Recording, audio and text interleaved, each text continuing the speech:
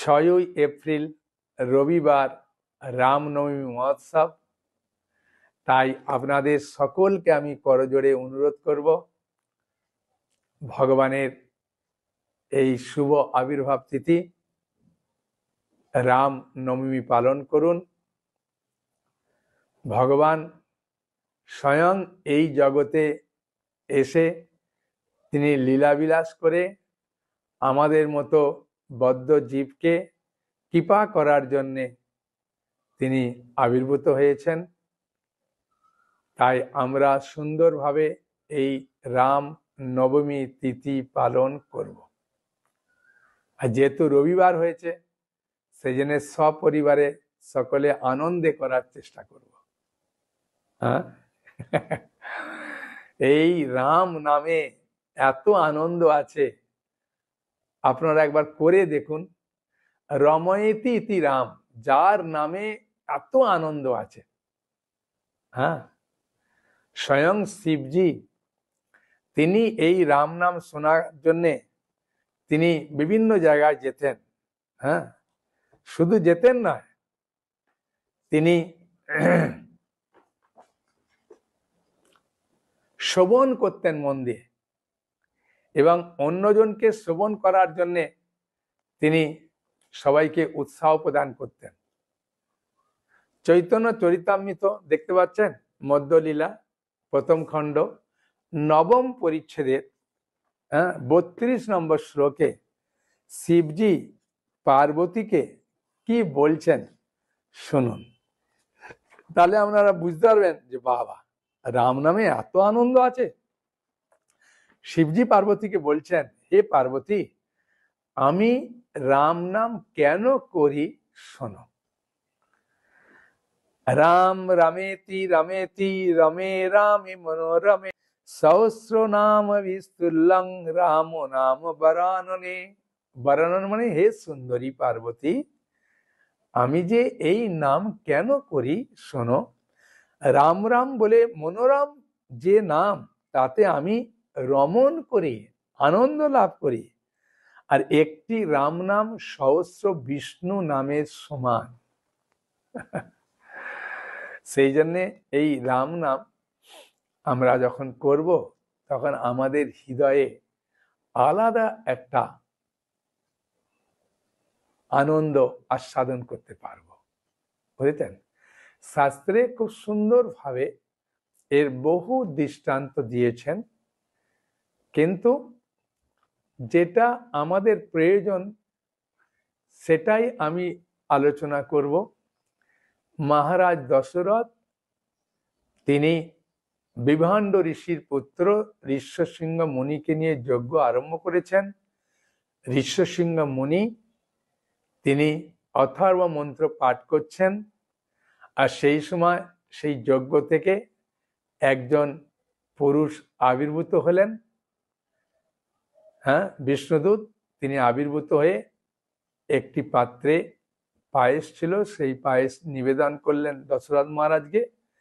আর দশরথ মহারাজ সেই পায়েস 3 জন রানীকে তিনি ভাগ করে দিলেন, কৌশল্যা, কৈকেয়ী, সুমিত্রাকে।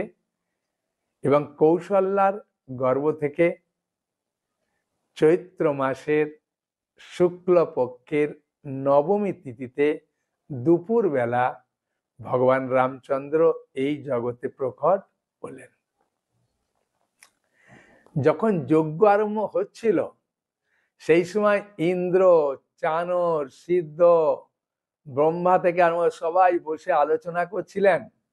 করতে করতে ব্রহ্মা বললেন যে রাবণ তিনি বরলাভ করার সময় মনুষ্য দ্বারা যে তিনি নিহত হবেন, এটি তিনি চায়েননি, কারণ মনুষ্য জাতিকে তিনি দুর্বল বলে মনে করেছিলেন। তাই ভগবান যদি মনুষ্য রূপে আসেন, তাহলে আমাদের খুব আনন্দ হবে।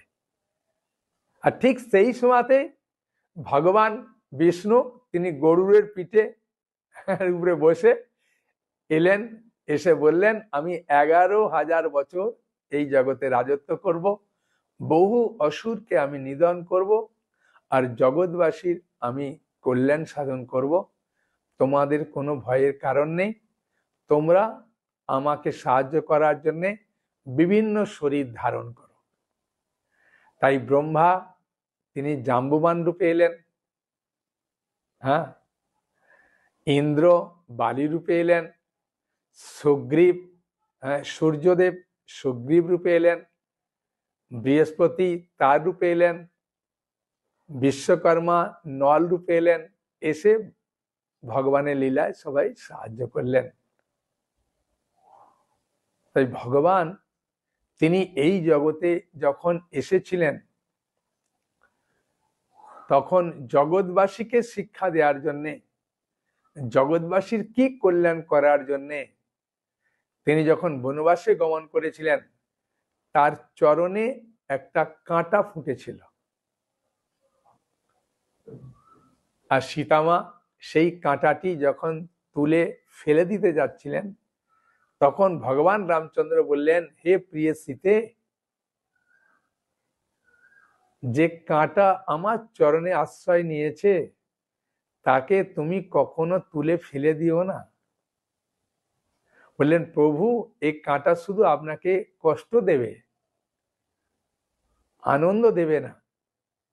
ভগবান বললেন, কষ্ট দিলেও এ তো আমার চরণে আশ্রয় নিয়েছে, একে আমি কি করে তুলে ফেলে দিতে পারি? তাই তুমি আমার চরণে ওই কাঁটাকে রাখো। তাহলে চিন্তা করুন, যে ভগবানের চরণে আশ্রয় নিয়ে যে একটা কাঁটা তাকে তুলে ফেলে দিতে চাই না, আর আমরা যদি তার চরণে আশ্রয় নিই তিনি তুলে ফেলে দেবেন? দেবেন না। সেই জন্যে আমাদের এই রাম নবমী তিথি, ভগবানের শুভ আবির্ভাব তিথি পালন করা উচিত। বুঝেছেন? একজন মহিলা আমাকে হাসতে হাসতে বলছিলেন যে, প্রভু আপনার আগের ক্লাস শুনেছিলাম যে কোনো বাড়িতে যদি আপনি যাবেন কারো জন্মদিনে, তাহলে তো তার সঙ্গে আপনার সম্পর্ক থাকা দরকার, সে আপনাকে চেনে বা আপনি ওকে চেনেন, তবে তো ওর বাড়িতে যাবেন। তা আমরা ভগবানের কাছে যাব, যদি ভগবানের সঙ্গে সম্পর্ক স্থাপন না করি তাহলে আমরা ভগবান আমাদেরকে চিনবে কি করে?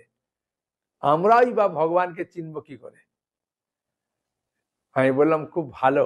সেই জন্যই ভগবান রামচন্দ্রকে যদি চিনতে হয়, আর ভগবান রামচন্দ্রকে যদি আমাদেরকে পরিচিত করে দিতে হয় যে আমরা প্রভু আপনার রাম নবমী তিথি, আমরা শুভ আবির্ভাব তিথি পালন করেছিলাম, আপনার গুণগান শুনেছিলাম, আপনার গুণগান করেছিলাম, হরিনাম করেছিলাম, 12টা পর্যন্ত উপবাস করেছিলাম, আপনার জন্য খুব সুন্দর ভোগ রন্ধন করেছিলাম, ভগবান তখন খুব শুনে খুশি হবে যে ও, তুমি আর সঙ্গে তো আমার সম্পর্ক আছে, তুমি তো আমাকে চেনো, আমি তোমাকে চিনি, হ্যাঁ, তাহলে কোনো অসুবিধা নেই। তো মাতাজি বলছেন, প্রভু ওই ক্লাসটা শোনার পর থেকে আমি কিছু করি না করি, এই রামনবমী তিথি, গৌরাঙ্গ মহাপ্রভু শুভ আবির্ভাব তিথি, নিত্যানন্দ প্রভু শুভ আবির্ভাব তিথি, জন্মাষ্টমী, রাধাষ্টমী, এগুলো আমি পালন করবই। আমি বললাম, বাহ, খুব ভালো। তো মাতাজি হাসতে হাসতে বলছিলেন যে এগুলো পালন করার মাধ্যমে আমি আগে ভগবান সম্বন্ধে জানতাম না, এখন ভগবানকে ধূপ দিই, দীপ দিই, ভোরে উঠি, হরিনাম করি, হ্যাঁ, ওই 2-1 মালা হরিনাম করি, নিরামিষ খাওয়ার চেষ্টা করি। আমি বললাম, বাহ, খুব ভালো। তাই ভগবানের সঙ্গে সম্পর্ক যুক্ত হওয়ার একটা সহজ সরল উপায় এই রাম নবমী তিথি পালন করা, বুঝেছেন? তা সেই জন্যে আমরা এই রামনবমী তিথি খুব সুন্দরভাবে পালন করব। তার মাধ্যমে আমরা ভগবানের সঙ্গে যুক্ত হতে পারবো, ভগবানের সঙ্গে সম্বন্ধ স্থাপন হতে পারবো। আগেও আমি বলেছি যে যদি আপনি কারো বাড়িতে যান, সে যদি আপনাকে না চেনে, আপনাকে কিন্তু ঘরের বারান্দায় বসাবে না, বাইরে উঠানে বসাবে, হ্যাঁ, আর যদি একটু পরিচিত হয় তাহলে বারান্দায় বসাবে, আপনাকে 1 গ্লাস ঠান্ডা জল দেবে, আর যদি খুব পরিচিত হয় আপনাকে ঘরের ভেতরে খাটে বসাবে, মিষ্টি জল দেবে। তাই এই রামনবমী তিথি ভগবানের শুভ আবির্ভাব তিথি পালন করার মাধ্যমে ভগবানের সঙ্গে আমাদের সম্পর্ক স্থাপন হয়। হ্যাঁ, ভগবান যে কত করুণাময় এটা আমরা জানতে পারি। হ্যাঁ, বুঝেছেন? সেই জন্যে ভগবানের নাম উচ্চারণ করলে আমাদের হৃদয়ে আলাদা আনন্দ লাভ হয়। আর ভগবান যখন এই জগতে আবির্ভূত হয়ে লীলাবিলাস করছিলেন, তখন এখানে ভগবান রামচন্দ্রের সম্বন্ধে রামায়ণে, বাল্মীকি রামায়ণে কাহিনী পাবেন। তারপরেতে চৈতন্য চরিতামৃতে কিছু পাবেন অল্প। তুলসীদাস রামচরিতমানসে পাবেন। কীর্তিবাস ওজার বাংলা রামায়ণে একটু পাবেন। কিন্তু শ্রীমদ্ ভাগবতেও রামায়ণ সম্বন্ধে আছে। ভগবান রামচন্দ্রের চরিত্র এত মধুর, তাই শ্রীমদ্ ভাগবতে উল্লেখ আছে। তাই শ্রীমদ্ ভাগবতে এই নবম স্কন্ধ দেখতে পাচ্ছেন। এই নবম স্কন্ধে দশম অধ্যায়ে 51 নম্বর শ্লোকে ভগবানের যখন রাজত্ব করছিলেন সেই রাজত্বটা কত সুখে ছিল আমরা দেখুন। সেই জন্য কথা প্রসঙ্গে বলে না, রাম রাজ্য কবে লাভ করব। হ্যাঁ, তাই ভগবান রামচন্দ্রের রাজ্যে কত সুখ শান্তি ছিল শুনুন। ত্রেতায়াং বর্তমানায়াং কালকৃত সমভবৎ রামে রাজনী ধর্মজ্ঞে সর্বভূত সুখাবয়ে। এটা নবম স্কন্ধ দশম অধ্যায় 51 নম্বর শ্লোক। এই শ্লোকের অনুবাদে বলা হয়েছে যে শ্রী রামচন্দ্র রাজা হয়েছিলেন ত্রেতা যুগে, কিন্তু যেহেতু তার শাসন ব্যবস্থা ছিল অত্যন্ত সুন্দর, তাই তখনকার অবস্থা হয়েছিল ঠিক সত্য যুগের মতো। সেখানে সকলেই ছিলেন ধর্মপরায়ণ, সর্বতোভাবে সুখী। তাই যদি আমাদের সুখ পেতে হয়, যদি আমাদের শান্তি পেতে হয়, তাহলে আপনাকে রাম নবমী তিথি পালন করতে হবে, ভগবানের রামচন্দ্রের গুণগান শ্রবণ করতে হবে। আর এই শ্রবণ করার মাধ্যমে আমাদের হৃদয় নির্মল পবিত্র হবে। বুঝেছেন? তাই ভগবান রামচন্দ্রের লীলা থেকে আমরা বহু শিক্ষা লাভ করতে পারি। যদি রামনবমী তিথি পালন করি, ভগবানের কাছে প্রার্থনা করি যে ভগবান রামচন্দ্র আপনি কৃপা করুন যাতে আমাদের হৃদয় নির্মল পবিত্র হয় এবং আমরা যাতে আপনার গুণগান করতে পারি, তখন ভগবান রামচন্দ্র অবশ্যই আপনাদেরকে কৃপা করবেন। বুঝেছেন? এখন আমি রাম নবমী তিথি বাড়িতে কিভাবে সুন্দরভাবে পালন করতে পারবেন সেই নিয়ে আমি অল্প একটু বলবো, তারপরে আপনাদের প্রশ্ন উত্তর নেব। আর ইতিমধ্যেই একজন প্রশ্ন করেছেন আমাকে যে ভগবান রাম কেন তার স্ত্রীকে রক্ষা করতে পারলেন না, তাহলে আমাদেরকে কিভাবে রক্ষা করবেন এই ভরসা আমরা কিভাবে রাখবো, সেই প্রশ্নের উত্তর দেব। তার আগে এই রামনবমী বাড়িতে আপনি 5ই এপ্রিল সম্পূর্ণ, যারা আপনি ভক্ত তো তারা তো নিরামিষ খান, অনেকে আছেন তাদের মনে অনেক প্রশ্ন যে আমি অন্য সম্প্রদায় থেকে দীক্ষা নিয়েছি, আমি তুলসীমালা পড়ি না, আমি রামচন্দ্র ভগবানের নামও করি না, আমি আমার গুরুদেবের নাম দেওয়া নাম করি, আমি তো নিয়ম কানুন পালন করি না, আমি কি রামনবমী তিথি পালন করব? সেই কারণে আমি বলছি সকলেই পালন করতে পারবেন। ভগবান রামচন্দ্র এত কৃপালু, তিনি সবাইকে আশ্রয় দিয়েছেন, আপনাকে কেন চরণে আশ্রয় দেবেন না? সেটা সকলেই করতে পারবেন। হ্যাঁ, 5ই এপ্রিল সম্পূর্ণ নিরামিষ খাবেন, রাত্রিবেলা পেট ভরে খাবেন, আপনি যা খান ভাত মুড়ি সবজি যা খাবেন, হ্যাঁ, খেয়ে ভালো করে ব্রাশ দিয়ে মুখ ধুয়ে নেবেন, নিয়ে তার আগে ভগবানের কাছে প্রার্থনা করবেন যে ভগবান আমি রামনবমীর তিথি পালন করব, আপনি আমাকে সাহায্য করুন, হ্যাঁ, আমি 12টা পর্যন্ত উপবাস থাকবো, এইভাবে করব বলে ভগবানের কাছে প্রার্থনা করলেন। হ্যাঁ, হ্যাঁ বলবেন চেষ্টা করব, যদি নাও পারেন অসুবিধে নেই বলে তারপরে খাওয়া দাওয়া করে মুখ টুক ধুয়ে এক গ্লাস ঠান্ডা জল খেয়ে শুয়ে পড়লেন। ঘুম থেকে ভোরে ভোরে উঠলেন, উঠে ধোয়া বস্ত্র পরলেন। হ্যাঁ, তার আগের দিন বাড়িটাকে খুব সুন্দর করে সাজাবেন। বুঝেছেন? খুব সুন্দরভাবে আপনার যেমন আছে সামর্থ্য সেমনভাবে সাজাবেন। হ্যাঁ, মানে এই নয় যে অনেক কিছু দিতে হবে, বুঝেছেন? গরু ভগবানকে দুধ দিয়ে সেবা করে, ময়ূর তার পাখা দিয়ে সেবা করে, বুঝেছেন? যার যেমন আছে সেই দিয়ে সেবা করতে পারেন, কোনো অসুবিধা নেই। আপনার বাড়ির কাছে কলা গাছ বা বকুল গাছের ডাল কি আম গাছের ডাল কি লাইট যেমন আছে তেমন দিয়ে সাজাবেন, কোনো অসুবিধা নেই। আপনি সাজাবার মন করলেই ভগবান আপনার হৃদয় থেকে আনন্দ প্রদান করবেন, আপনি নিজেই বুঝতে পারবেন যে বাবা এত আনন্দ ভগবানের সেবার সঙ্গে যুক্ত হলে আপনি অনুভব করবেন। হ্যাঁ, বুঝেছেন? আর তারপরে সকালে ঘুম থেকে উঠে গঙ্গা গঙ্গা বলে স্নান করে ধোয়া বস্ত্র পরে ভগবানকে ধূপ দীপ দিলেন, ফুল দিলেন, হ্যাঁ, দিয়ে হরিনাম করবেন। হরিনামের প্রচন্ড মাহাত্ম্য, আর হরিনামের মধ্যেই রাম নাম পাচ্ছেন। হরে কৃষ্ণ কৃষ্ণ কৃষ্ণ হরে হরে, হরে রাম রাম রাম হরে হরে পাচ্ছেন, অসুবিধা নেই। হ্যাঁ, হরিনাম করবেন।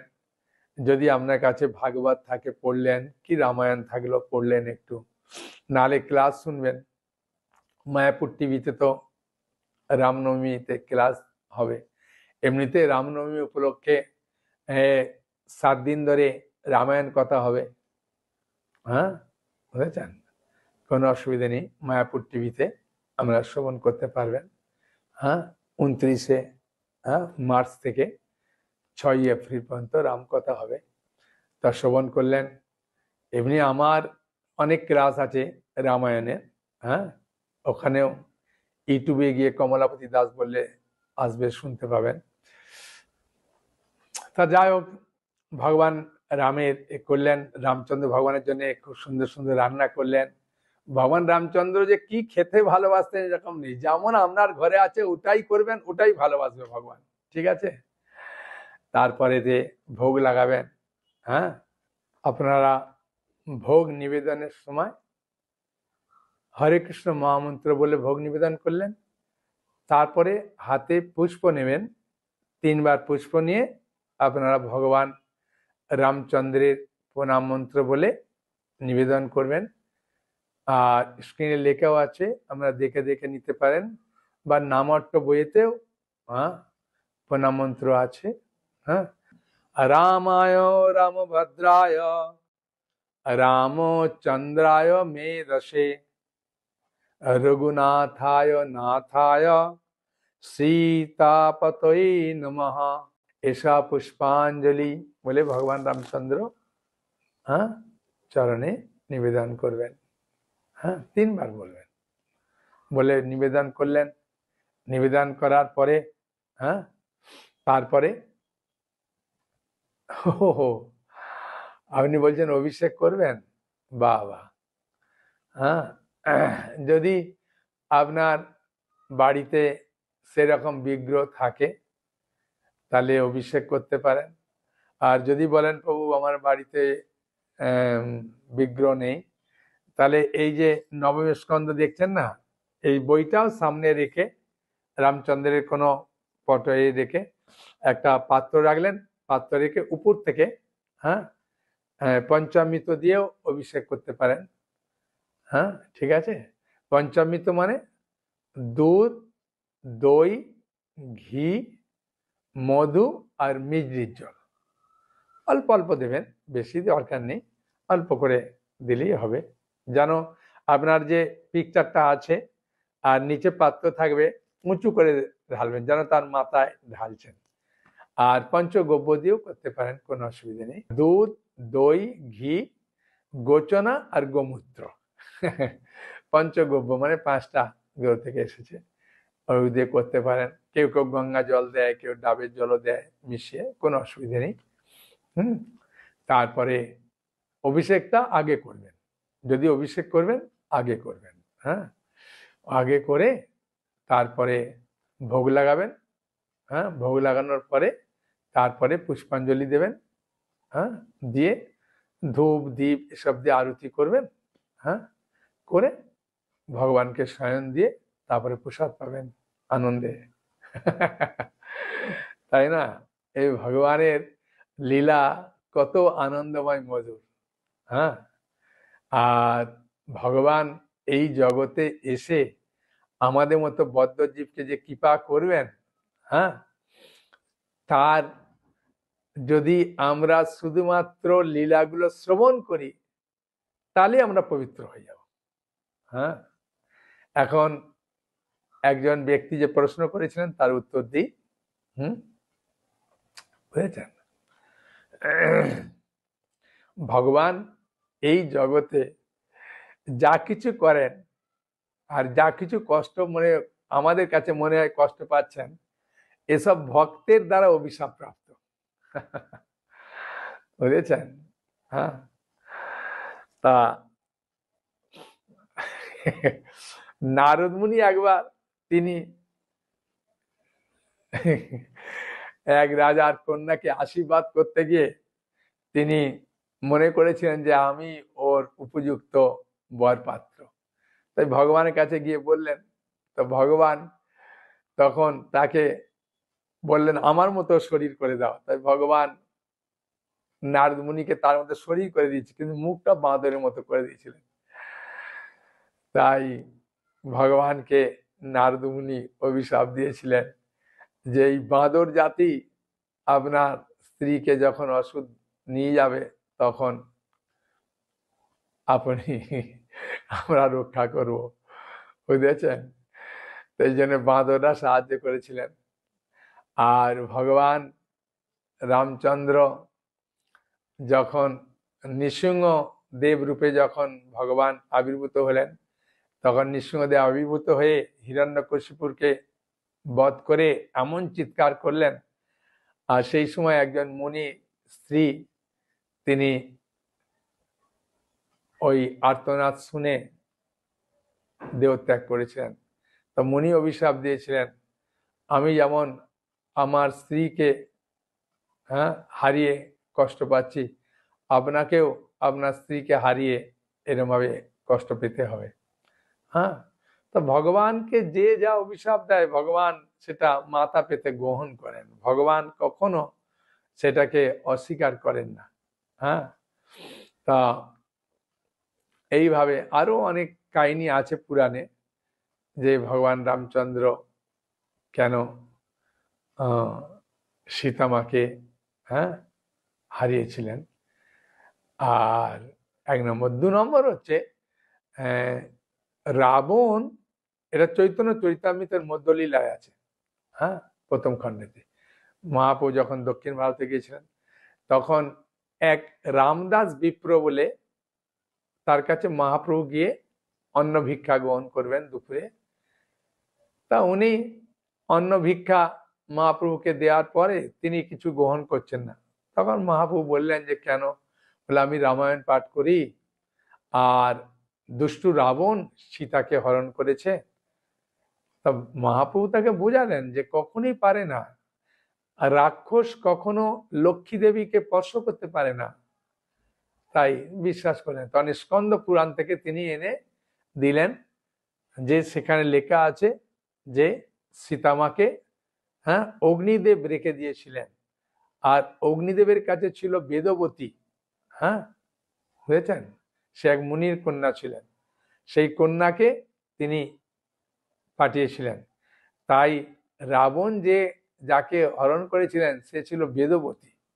হ্যাঁ, তাই অগ্নি পরীক্ষার সময় অগ্নিদেব আসল সীতাকে রামচন্দ্রের কাছে ফিরিয়ে দিলেন আর বেদবতীকে গ্রহণ করলেন। বুঝেছেন? এই বেদবতী যেহেতু ভগবান রামচন্দ্রের লীলাতে অংশগ্রহণ করেছিলেন, তখন সীতামা বলেছিলেন যে আমি তো অগ্নিদেবের কাছে ছিলাম, তা বেদবতী তো তোমার সঙ্গে 1 বছর এরমভাবে রাবণের কাছে গেল, এইসব লীলা বিলাস করলো, তাই ওকে পত্নী রূপে গ্রহণ করুন। ভগবান রামচন্দ্র হাসতে হাসতে বললেন, হে প্রিয় সীতে, আমি তো এক পত্নী গ্রহণ করার সংকল্প নিয়েছি, তাই পরবর্তীতে আসবো, তখন আমি তাকে বিবাহ করব। ওই যে পদ্মাবতী, মা পদ্মাবতী যে বালাজি স্ত্রী, তিনি হলেন এই বেদবতী। বুঝেছেন? এরা অনেক সুন্দর সুন্দর কাহিনী আছে। হ্যাঁ, তা ওই মহাপ্রভু সেটা রামদাস বিপ্রের মাধ্যমে শিক্ষা দিলেন যে আসল সীতাকে রাবণ স্পর্শ করেননি। বুঝেছেন? আর যখন সীতাকে নিয়েও যাচ্ছিলেন, এই বেদবতী যে সীতা রূপ ধারণ করেছিলেন, এরও পেছনে কারণ আছে। বুঝেছেন? এই বেদবতী, হ্যাঁ, তার পিতাকে বলেছিলেন যে আমি ভগবানকে স্বামী রূপে পেতে চাই। তখন তার পিতা বলেছিলেন বেদবতীকে যে তুমি পেতে পারো, কিন্তু এক শর্তে পেতে পারো, তার জন্য তোমাকে তপস্যা করতে হবে। তাই বেদবতী যখন জঙ্গলে তপস্যা করছিলেন, এক পূর্ণিমা রাত্রে আকাশপথে রাবণ যাচ্ছিলেন, এই বেদবতীকে দেখে তার কেশ আকর্ষণ করেছিলেন। আর বেদবতী বললেন, আমি যদি অভিশাপ দিই তাহলে তুমি পুড়ে ছারখার হয়ে যাবে, কিন্তু আমার তপস্যার ফল নষ্ট হয়ে যাবে, তাই আমি তোমার মৃত্যুর কারণ হব। হ্যাঁ, তাই বেদবতী ওই জন্য মৃত্যুর কারণ হলো। হ্যাঁ, বুঝেছেন? তা একটার সঙ্গে আর একটা খুব সুন্দর লিঙ্ক আছে। আমাদের বুঝতে সুবিধার জন্য, তাই আমরা যদি রামায়ণ পড়ব, রামকথা শ্রবণ করব, শ্রীমদ্ ভাগবত অধ্যয়ন করব, চৈতন্য চৈতামৃত অধ্যয়ন করব, তাহলে আমরা সুন্দরভাবে এই ভগবানের যে গুড়ো যে তত্ত্ব, গুড়ো যে লীলাগুলো, আমরা সেগুলোকে খুব সহজে উপলব্ধি করতে পারবো। আমাদের মনের যে সংশয়, সেই সংশয়টা খুব সহজে নাশ করতে পারবো যখন আমরা ভগবানের লীলা কথাগুলো যখন আমরা শ্রবণ করব। হ্যাঁ, বুঝেছেন? একটা ছোট্ট হাসির কথা বলে শেষ করে দেবো।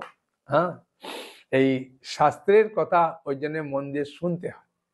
হ্যাঁ, যে একনাথ নামে মহারাষ্ট্রের একজন খুব শক্তিশালী, হ্যাঁ, শুদ্ধ সন্ত পুরুষ ছিলেন। তাই একনাথ যখন রামায়ণ পাঠ করতেন, সেই রামায়ণ পাঠে প্রচুর ভক্ত আসতেন শ্রবণ করতে, আর পিছনে ব্রাহ্মণ বেশে হনুমান বসে শ্রবণ করতেন। তা শ্রবণ করতে করতে ওই পাঠক বললেন যে অশোক বনে সাদা ফুলে পরিপূর্ণ ছিল। অশোক বনটার মানে পরিবেশ যখন তিনি মানে ব্যাখ্যা করছেন, তখন সাদা ফুলের কথা খুব সুন্দরভাবে তিনি বর্ণনা করছেন। আর বর্ণনা শেষ হয়ে গেছে। তা সেই সময় ওই ছদ্মবেশী হনুমান এসে বলছেন যে মহারাজ, আপনি তো খুব সুন্দরভাবে পাঠ করলেন, শুনে খুব আনন্দ পেলাম, কিন্তু এক জায়গায় একটু ভুল হয়েছে। অশোক বাটিকা লাল ফুলে পূর্ণ ছিল। তার মধ্যে দেখুন, আমি তো অশোক বাটিকাতে যাইনি, সেই সময় ছিলাম না, দেখিনি। আমি শাস্ত্রে যেটা আছে সেটাই আমি বলছি। তখন বলছেন, না, শাস্ত্রে ভুল হতে পারে। বলছে শাস্ত্রে কখনো ভুল হয় না, শাস্ত্রে যেটা লেখা থাকে সেটা সঠিক হয়। বলেন আমি সেই হনুমান। বলেন ও তাই? তা আমি তো আপনাকে চিনতে পারিনি। তাহলে আপনি তো নিজের চোখে দেখেছেন, কিন্তু শাস্ত্রে যেটা আছে আমি তো সেটাই বলবো, সেটাই আমি বিশ্বাস করব। তো বলছে চলুন আমার পিঠে চাপুন, আমি সীতা মায়ের কাছে নিয়ে যাব। তখন একনাথ হনুমানের পিঠে বসেছেন, আর হনুমান সীতা মায়ের কাছে হাজির হয়েছেন। তখন একনাথ বলতে শুরু করলেন যে মা সীতা, হ্যাঁ, প্রণাম করলেন, দুজনেই প্রণাম করে বললেন আমি রামায়ণ পাঠ করি। আর হনুমান সেই পাঠে এসে ছদ্মবেশে বসে থাকেন, আমি জানি না। কিন্তু শাস্ত্রে লেখা আছে অশোক বাটিকার পরিবেশে, অশোক বাটিকা সাদা ফুলে পূর্ণ ছিল। আর সীতামা বলছেন হ্যাঁ এটাই ঠিক। তখন হনুমান বলছেন মা আপনিও মিথ্যা কথা বলছেন। তখন সীতামা বলছেন হনুমান তুমি একটু শান্ত হও, আমার কথা তুমি শোনো। তুমি রাবণের প্রতি এত তোমার ক্রোধ ছিল, সেই ক্রোধে তোমার দুটো চক্ষু এমন লাল হয়েছিল, তার ফলে তুমি সবকিছু জিনিসকে লাল দেখছিলে, সেই জন্যে তোমার চোখে লাল ফুলে পূর্ণ ছিল, কিন্তু প্রকৃত সাদা ফুলেই পূর্ণ ছিল। শাস্ত্রে যেটা বলা আছে ওটা ঠিক। তাই শাস্ত্রে যেটা বলছেন আমরা যদি সেটা মেনে নিই, তাহলে আমাদেরও সংশয় দূর হবে। সংশয় আত্মা বিনশ্বতি। তাই ভগবান রামচন্দ্রের শুভ আবির্ভাব তিথি পালন করলে ভগবান রামচন্দ্র অত্যন্ত প্রসন্ন হয়ে আমাদের কৃপা আশীর্বাদ প্রদান করবে।